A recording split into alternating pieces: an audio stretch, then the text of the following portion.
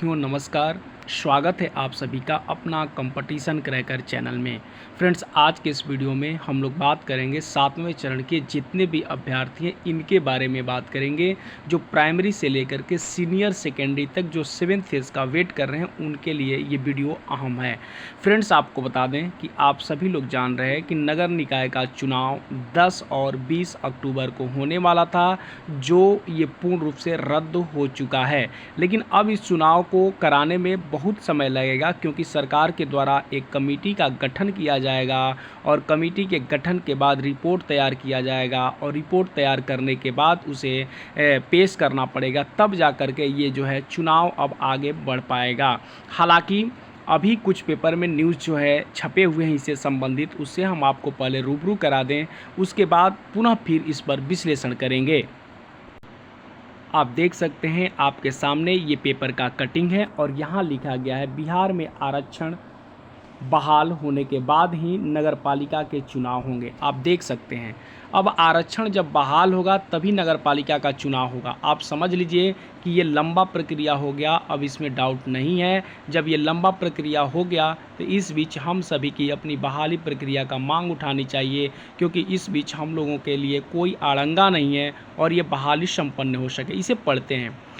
बिहार के मुख्यमंत्री नीतीश कुमार की पार्टी जनता दल यूनाइटेड ने बुधवार को कहा कि अन्य पिछड़ा वर्ग और अति पिछड़ा वर्ग के लिए अदालत द्वारा खारिज किए गए आरक्षण के बहाल होने के बाद ही राज्य में नए नगरपालिका चुनाव होंगे। आप देख सकते हैं यहाँ सारी बातें स्पष्ट रूप से कह दी गई है। जदयू के राष्ट्रीय अध्यक्ष राजीव रंजन सिंह उर्फ ललन सिंह और पार्टी संसदीय बोर्ड के प्रमुख उपेंद्र कुशवाहा ने संवाददाता सम्मेलन में इसकी जानकारी दी।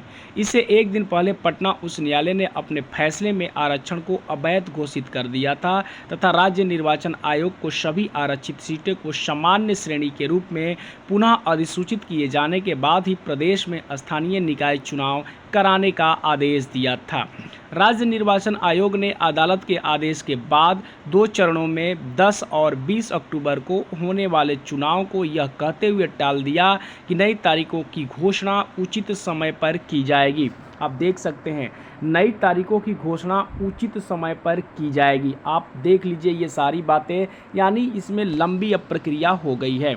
ललन सिंह ने कहा कि कोटे में कोई अवैधता नहीं है और इसी के आधार पर 2006 में पंचायत और 1 साल बाद शहरी स्थानीय निकाय चुनाव हुए थे। उन्होंने क्या कहा कि हमें संदेह है कि गड़बड़ी में भाजपा का हाथ है। जदयू नेताओं ने आरोप लगाया कि भाजपा और उसकी मूल संस्था राष्ट्रीय स्वयंसेवक संघ हमेशा आरक्षण का विरोध करती रही है। आप देख लीजिए ये सारी बातें जो है न्यूज़पेपर के कटिंग में जो है छपी हुई है और आप ये भी ज़रूर समझ सकते हैं कि अब जो है नगर निकाय का चुनाव बिल्कुल रूप से लंबे समय के लिए टल जा चुका है और ये टलने के बाद अब बहाली प्रक्रिया 7th फेज़ में फिलहाल में 6th फेज़ का थोड़ा सा अड़चन है। लेकिन अगर गवर्नमेंट पर दबाव बनाई जाए, गवर्नमेंट में से अगर बातें की जाए तो निश्चित तौर पे 7वां चरण जरूर जो है प्रारंभ हो सकता है। अगर आप सभी लोग एक साथ मिलकर एक मंच पर आकर के इन सारी बातों को रखें तो निश्चित तौर पे 7वें चरण की बहाली प्रक्रिया प्रारंभ हो सकती है।